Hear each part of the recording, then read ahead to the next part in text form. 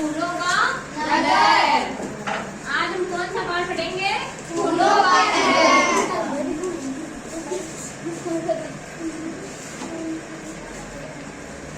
अध्याय 3 फूलों का नगर।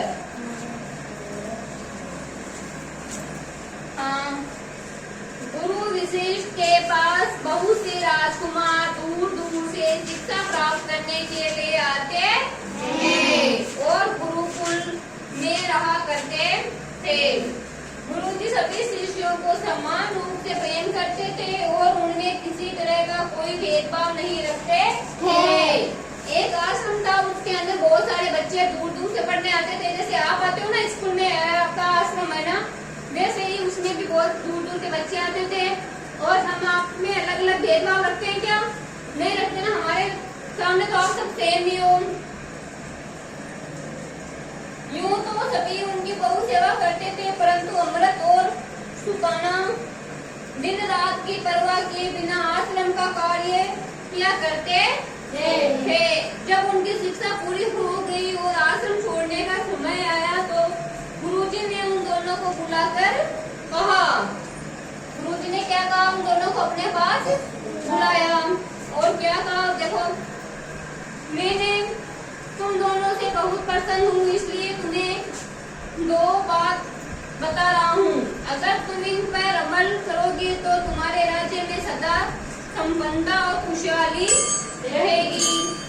दोनों राजकुमार एक साथ बोले, हम आपकी आज्ञा अवश्य मानेंगे। गुरुजी मुस्कुराकर बोले, तुम दोनों जहाँ तक हो शुद्ध युग की टालने की कोशिश करना और अहिंसा का मार्ग अपनाना, सदा प्राकृतिक की रक्षा करना।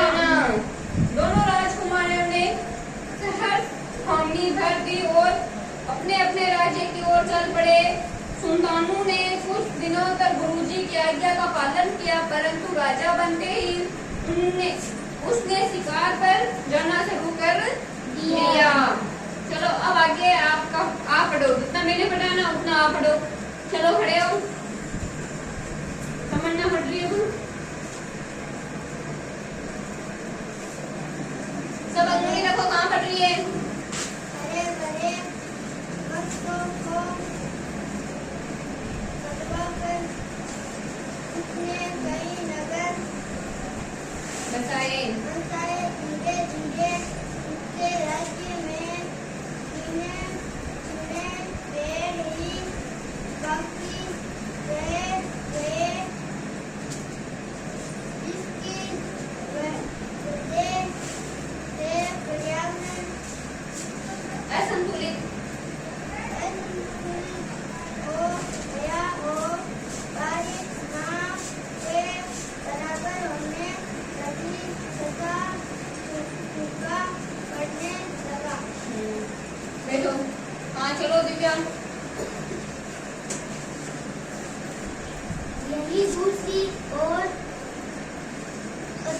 अटूट अमृत को अपना वचन याद था। उसने राजा बनते ही शिकार पर पूर्ण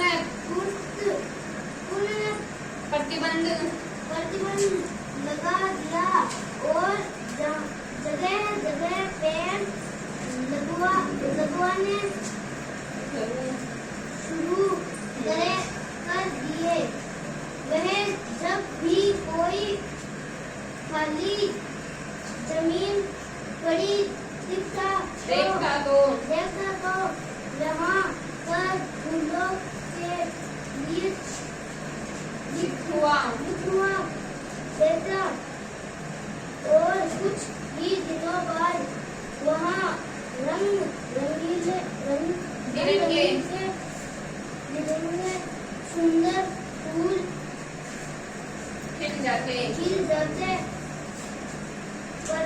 प्रजा भी अपने राजा को पूरा सहयोग करती और बच्चे से लेकर बूढ़े तक कोई भी फूलों